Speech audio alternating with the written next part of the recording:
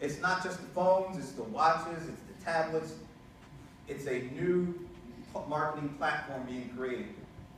And it's been really started over the last 3 years with the advent of Apple Passport. If you have an Apple phone at this point, you have Apple Passport on that phone. So that means right away, millions upon millions of people have something that you can use to get in front of them. And that's the whole idea of this thing we're calling the mobile wallet. So the mobile wallet goes beyond just looking at doing mobile payments. It's basically trying to replace what you have in your physical wallet. So what do you have in your physical wallet? Credit cards, maybe some loyalty cards. I've got my, what I got here? Yeah, Ingles. I got a Kroger card too, but I got Ingles. I got Rite Aid. Some other stuff. Got my driver's license. Coupons. Nobody mentioned coupons. Anybody still carry coupons? Look, she got both hands like, yeah. Wave them to the side. No. So there's a lot of stuff that's in our wallets that I would more than glad be happy that I don't have to use. I would much rather use a device like that. So going beyond mobile payments, we have this thing called the mobile wallet. It's still very early on, but this is why people are turning to it. From a consumer perspective, it's very convenient, but let's look at it from a business perspective. It makes the transactions easier to do. If a phone comes up, you can just, you've seen the folks put the reader up in front, bam, bam, all the information is there, nothing's missing. You got the name, you got the credit card, you got the transaction, and then it goes into a database. And then what can you do with that? As those transactions aggregate up, you can start to do something called analysis. You can see very quickly what people are buying, who they are, when they buy. And it's not like you couldn't do that before, but it was a manual process. All those little sticks of sheets of paper. And then you'd have to go to something like Excel and start, manually putting that stuff in. And we all know not all of us are going to do that. I know I wasn't going to do all that. So this makes it easier from a business perspective to not only do the transactions, but also to analyze your business to see what products are selling the best, when they're selling, who they're selling to. And then that gives you a better opportunity to target your marketing messages to the right people at the right time, with the right format, in the right device. So this is where it's all going. This is a lot of stuff going on. It's a big picture here. But just look at the 4 outlying areas that the mobile wallet is kind of encompassing. You got your offers and your coupons. You got your product information. You got mobile payments like we just talked about. And loyalty rewards. All that stuff is already going on in a manual way in some form or fashion. But now this whole idea of mobile is digitizing all that so that it stays here on your watch, on your laptops, on your tablets, where it's easy for us to communicate and collaborate. Huge picture there. Lots of stuff going on. Let's break it down a little bit. All right, how many of you are familiar with Men's Warehouse? Anybody remember the Perfect Fit Club from Men's Warehouse? Anybody have the Men's Warehouse mobile app? Anybody get the emails from Men's Warehouse? All right, there we go. I can't be the only person. Okay, so this is an email that I received. I got the Men's Warehouse app. I signed up for the email list. So this is one of the emails that I got from Men's Warehouse. Now, what they're doing is basically, you remember Perfect Fit, here's a discount we'd like to give you as a part of being a member. All that stuff is really standard. Everybody does that, right? Look at what's the thing that's circled in red. What's that? Save to phone. Why is that so important? We'll talk about why that's so important. So I saved the phone. I did all that kind of stuff. and a couple of things happen. So once it's saved to the phone, it goes from being stuck in an email to now being on my phone. And what happens when it gets on my phone? It starts talking to me. I mean, not saying you're Brent and what up, but if I drive by close to a Men's Warehouse location, let me see if I got the right one. Well. What happens is I get a little notification. It said, hey, you're near one of our locations. You've got a 30% discount in your passport. If you come in now, we'll give you an additional 10% off. What? It's like using your location, your demographic information, your device type, to put the right message in front of you at the right time in the right format and the right channel. And guess why they do that? I'm going to speed this up a little bit. Dunkin' Donuts does it too. Yeah, I got the Dunkin' Donuts app. I like me a good donut. So I get that. You know, oh, you're close. You've got a gift card. You might want to buy something. Add your location. This offer will automatically pop up when you're near a chosen location. All this stuff is tied in and moving that from an email to your phone. So Men's Warehouse said, you know what, we're going to try this out. We're going to see if we keep adding that save the phone message at the bottom of our email campaigns. So they did 50 plus emails. And this is why they did it. They found out that there's a 10 times greater likelihood of a coupon being redeemed from the phone than from an email. And we all know why that is. How many of you get inundated with emails every day? Yeah, this hand, yeah, that's me. Even when you get an email that you're somewhat interested in at the time, but you may be busy doing something else, and you'll say, you know what, that's interesting, I'll go back and look at it. Then you get 500 more emails. You can't even find that email. But what they found is the first level of what they call the CTA, call to action, is if we can get that saved to their phone and out of that email, we have a greater likelihood of getting them into the store. And if we get them into the store after knowing that they saved this to their phone, we have them hooked. So not only do they come into the store, they come into the store and say, hey, yeah, I just got this notification. We got you. Because you're not coming in just to dilly-dally. You're coming in to buy. And that's the link that people are making with this idea of the mobile wallet. It's not just these guys. Look at it. It's going from email to your phone. It's going from maybe something you tweet on a social network to your phone.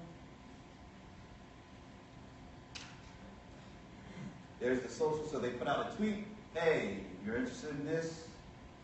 Click here. And it goes from a tweet to the mobile wallet.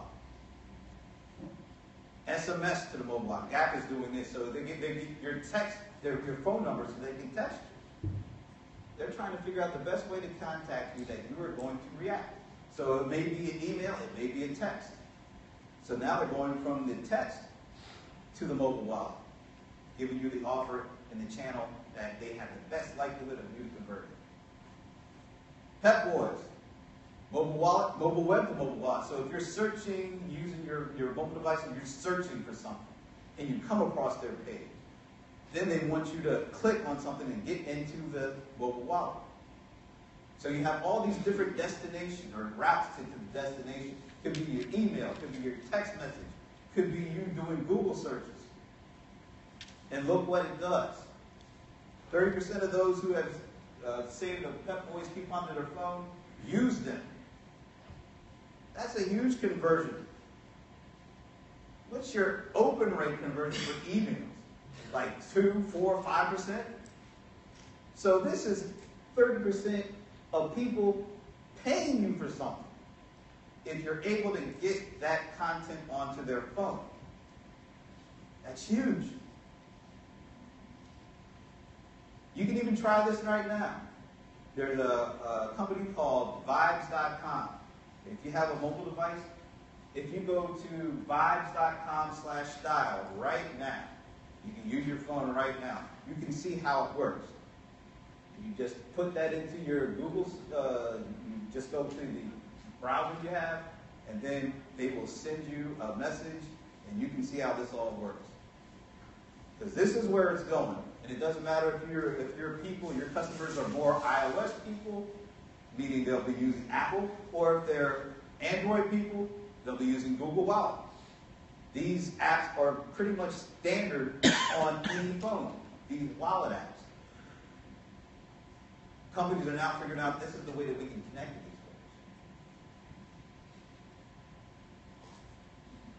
I like this. Even direct mail pieces, things you get in the mail, like these little, remember when we used to send stuff in the mail? We used to go to the mail. Still, people still do that. You get a little postcard kind of thing, right? It has a front and a back. And even on those, they're saying, hey, text us at this number and we'll sign you up for a discount. So even snail mail to mobile wallet. Not just email, but snail mail to mobile wallet.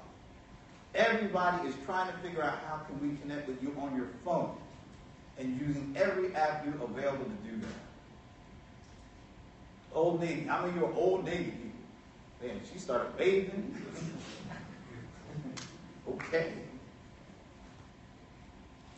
They're doing it too. They're finding ways to connect with you on your phone. Wow, what's going on here? Okay. All right. So that's a lot of information on where things are going when it comes to this whole idea of going beyond mobile payments. It's nice to be able to do the swipe and show your phone, but then looking at it from a more holistic approach of how do we take all this stuff that people are doing and using, and how do we engage them on the phone, because everybody's trying to move as much of their life, basically, to a mobile device. All right, so if you've been here at any of these events before, you've probably heard me talk a little bit about something called the subscription economy. Are you familiar with that term, subscription? Even if you're not familiar with that term, you are a part of the subscription economy. It's where you, instead of buying things outright, you're subscribing to things. How many of you have a Netflix account? So you're subscribing to things. How many of you are using, well, you're using the cloud-based software, right? So if you're using any kind of cloud-based software, you're a part of the subscription economy because you're not buying the software anymore. You're paying a monthly fee to use it. It is all over the place. They even have services for folks who fly frequently, where you can pay this company, I think it's like $1,200 a month, and you can fly unlimited throughout the month in the continental United States. So if you're a frequent flyer, maybe you fly 5 or 6 times a month, it actually may be to your benefit to sign up for that and then fly all over. So it's for everything. How many of you are familiar with MoviePass? Hatris is familiar. She probably has one. So you pay $30 a month, and you can go to the movies unlimited amounts of time. And this is really interesting because African-American gentleman owns that one, I believe. So it's a subscription-based business. You get people signed up, they pay you every month.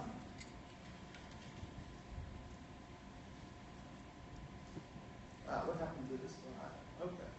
Now, in your June edition of the Atlanta Tribune, which I think is in front of you right now, if you look at page 48, there's a story about this company called the Wet Shave Club. How many of you familiar? Any fellas out here doing wet shaves? It's like the old-fashioned, you lather it up and all that. I just go with the cheap liquid. There's a service called the Wet Shave Club. It has all the materials you need to do what they call old-fashioned shaves. They put it in a box. They send it to you every month. You've probably seen the Dollar Shave Club commercials. Same kind of premise. This is the Wet Shave Club. And as you can see, if you look at that, this is something that a young man I think 2 years ago, maybe not even 2 years ago, he bought the domain for wetshaveclub.com from the person who owned it. This person who couldn't really make the business work, but this young man was out there looking for opportunities, saw the potential in what this could be, bought the domain in the little customer list that this guy had for $4,000. And within a year's time, turned that $4,000 into a $350,000 business with over 1,000 customers paying every month. How did he do that? A couple of things, and if you read the magazine, you'll see it. A couple of highlights. He completely redesigned the look and feel of the website, so that's kind of an important thing. Made it easier for folks to understand what was going on and for folks to sign up. He redesigned the package that the shaving stuff came in. He raised the prices. I think he said he tripled the prices right off the bat. After seeing, this guy's pricing is way too low. And then he made it easy for these folks to sign up, subscribe, and pay their money on a month-to-month basis. So Moving Pass, Wet Shave Club, this stuff would have taken a lot of money, a lot of effort to build the kind of billing systems that you would have used, or you had to be a bigger company to do that. This guy is like him and two dudes. And they built this in a year's time. And they used a service called Create Joy. We'll talk about that in a bit, but look at what he said. I love this. Because we have recurring revenue, we can also have a higher customer acquisition cost. So what does that mean? Because it's not just getting a one-and-done customer and then having to go spin his wheels and try to find another one-and-done customer. When he gets a customer, he's able to sell to them over and over and over, month after month after month.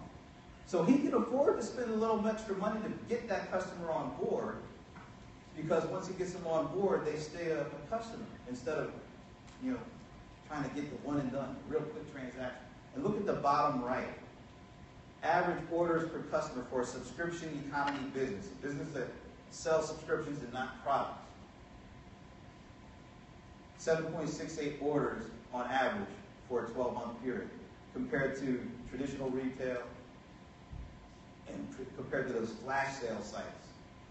Deep discount, 70% off. I mean, hey, I shop at those sites, but I only shop at those sites when they're 70% off. I'm not loyal to them at all. But when you sign up for a subscription, there is a built-in loyalty that's associated with that. So you're not just buying it once. You're buying it month over month over month. That means folks can pay a little bit more to get you on board. And that's why I love what he said there. And that's what he did. They started doing Facebook advertising. They started doing AdWords. Because once they got a customer on board, they stuck around for a long time. You can't build a $350,000 business off a $4,000 investment if customers are only hitting you up once and then going away.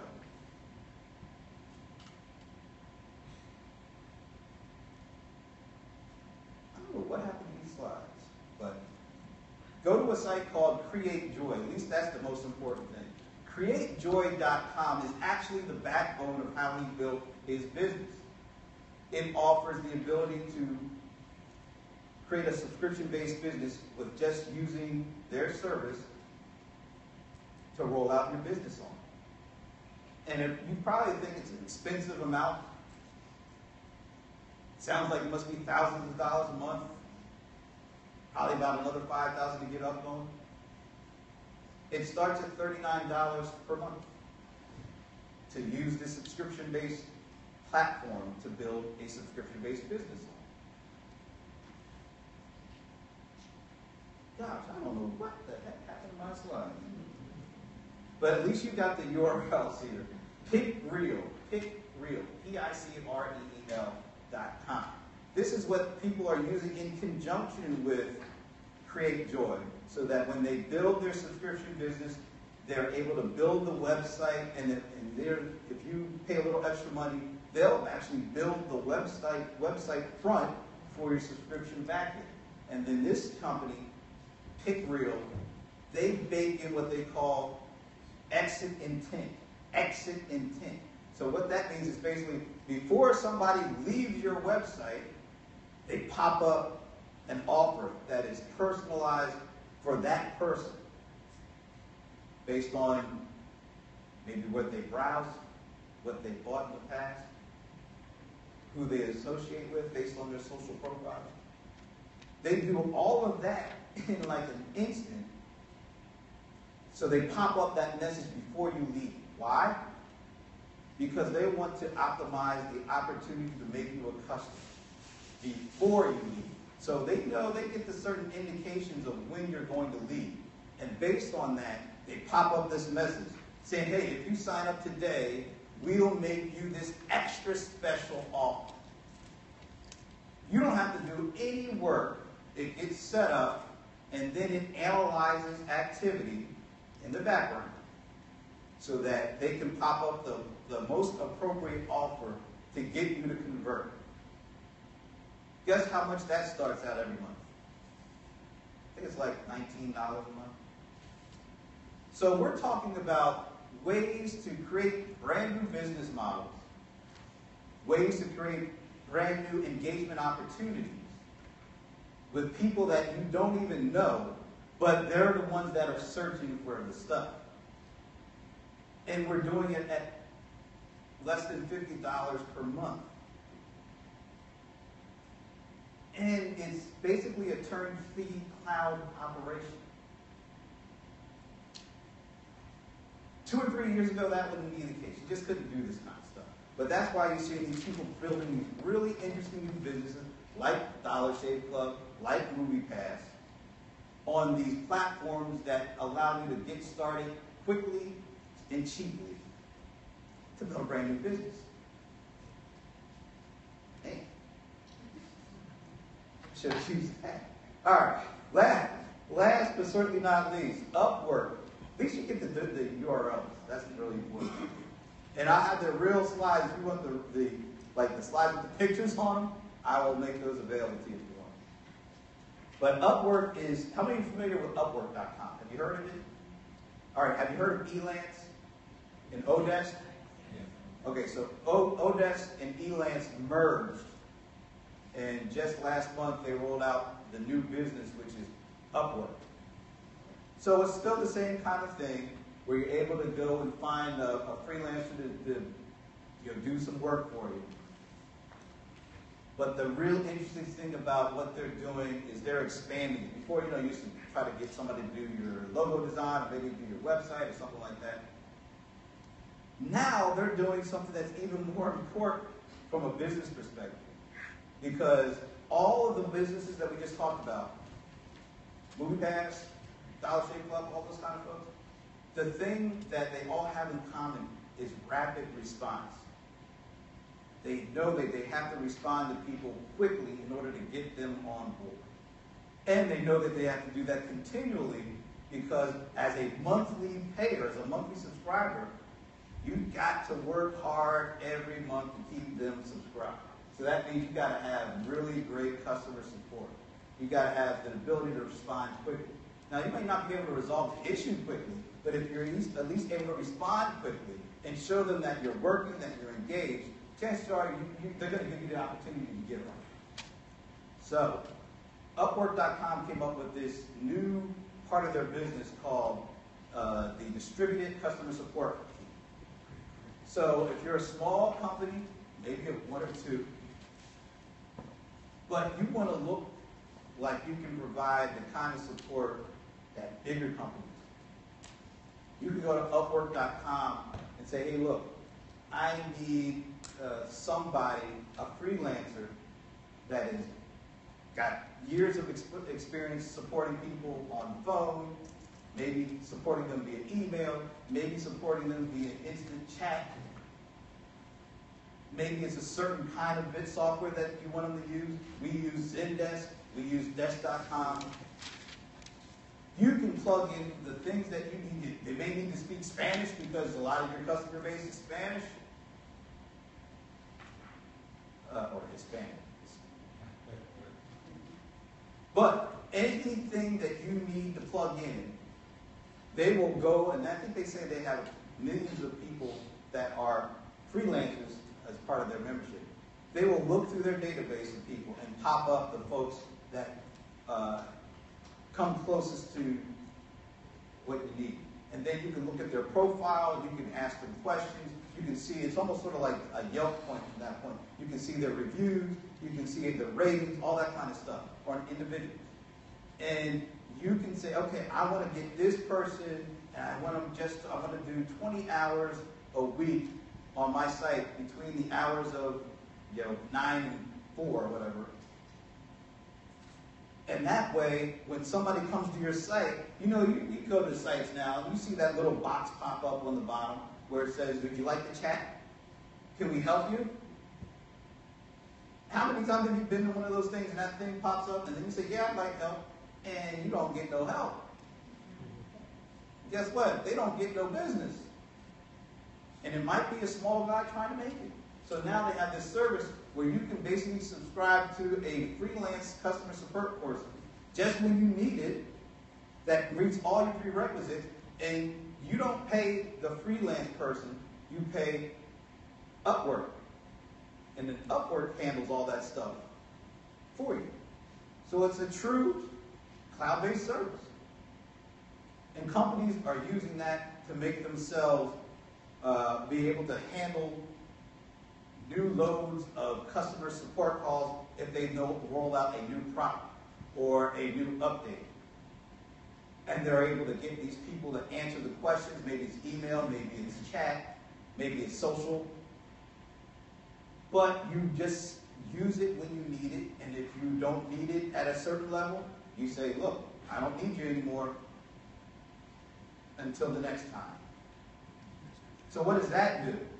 That does a customer or a business like MoviePack, where people may have questions about, well, is it at this theater? Or can I get some sort of a refund because something didn't work? Now you have people to cover that stuff and respond quickly. And what does that do? Then they start giving you great reviews. Oh, they answered my question right away. I would recommend you buy this because these folks are good. So it's not just the technology part, it's the business part, it's the strategy part.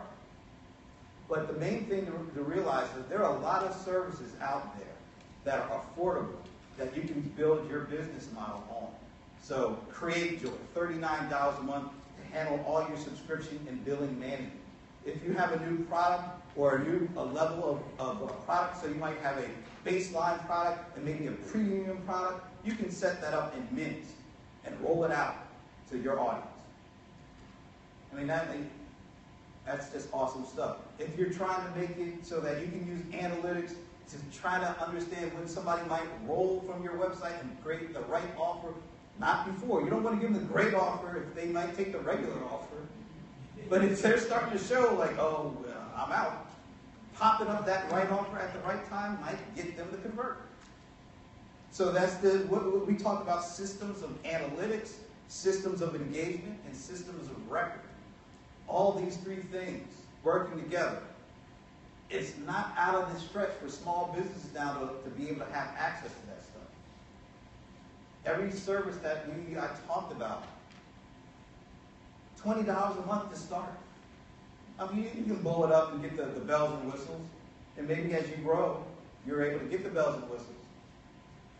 But now you can get off the ground and create a whole new business model, reaching a whole bunch of people, being able to transact a whole bunch of business without you having to do a whole bunch. 3 years ago, I would be bringing this to an audience of really small business people, but now it's right there. So in addition to the mobile wallet stuff, which is incredibly important, this whole idea of subscription business models and using these services to create your own business platform on, now's the time to really be serious about it. So, unfortunately, oh, dang. It's like hit or miss with this thing, right? So anyway, that's Upwork. So you can find what kind of person you want. We'll give it to you. You can negotiate the rate you want to pay, and we'll handle the transaction. You pick the person you want, we'll handle everything else. And that's beautiful stuff. And we're going back to that. Well, at least the thank you sign. Any questions? Any quick questions out there? Yes. We use QuickBooks, and which is cloud-based now, and which I'm not crazy about our stuff being in the cloud. Can you speak to the security of the cloud? Wait a minute, this is 2015, right? Really? Yeah, every day you hear about people being hacked over the millions of insurance names. That's true. You gotta, yeah, okay. But think of it like this. Even with all the hacking going on, how many businesses, and let's think about you. Do you have security experts in your business? No. I'll just answer. Freelance. Okay, freelance. Okay. But they're not in your business. All right, even if they're freelancers, you got to trust the freelancers, right? Right. Okay. So there's a certain level. Let's put it like this. I say this. I've been saying this for 10 years. I don't have enough money and resources to pay people to be on staff to handle those issues. Whereas companies like Intuit, they have teams of people. They have data servers across the world. They've got encryption experts, on retainer. All the things that I just don't have. So if they are able to do that, and you hear about the dramatic thing, but 99.9999999% of the time, you don't hear anything. It's up, it's running. So yeah, there are things that can happen, and there'll always be things. There's just some stupid people out there that have nothing better to do than to try to mess everybody else's game up, right?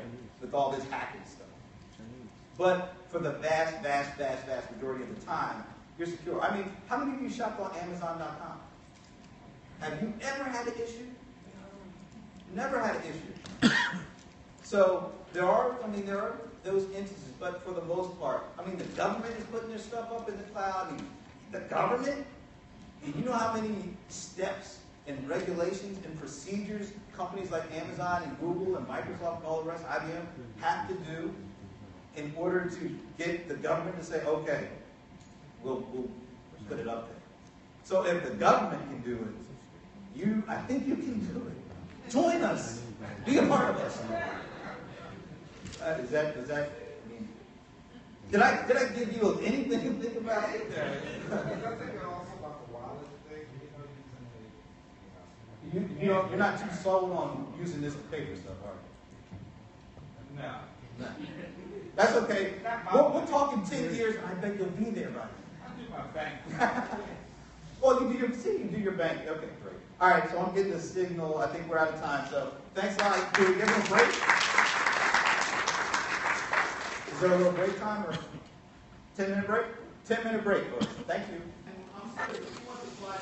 Hey friends, thanks for watching the Atlanta Tribune. Today we had some suppliers talk. We just talked about some innovative ways in order to get onto the web and really make business. So thanks for watching. Make sure you follow me on ABC Vision, Dr. Wilson Trevino. A stands for your attitude, B your beliefs, C your commitment, and of course you need to have a vision. I scope about ideas, I scope about positive methods, also scope about VIP events in and around Atlanta, and do reviews. If you want to work with me, if you have something cool, just contact me at abcvision@hotmail.com. Thanks for watching, and please share.